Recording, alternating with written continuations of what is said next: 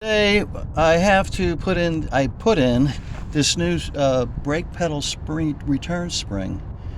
You see, here's the brake pedal, and they didn't have a spring on it. And so I went to Auto Shack and I bought the AutoZone. I bought this universal spring and I cut it off and I bent the front of it.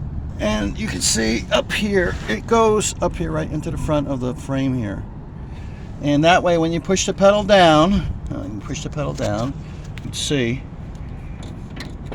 it goes right back up. Now, when there was no spring on it, I had trouble because it would sit about a half inch down because of this pressure. And this up here is the brake pedal switch. So if it's down a little bit, you can see that arm goes down. That's what turns the light on. And the two wires are connected here. So I have to keep this wire disconnected when the battery is in, because when it's down a little bit, the brake lights stay on. But now that's fixed because the spring returns the pedal, and the pedal goes all the way up, turns off the lights. So pretty cool.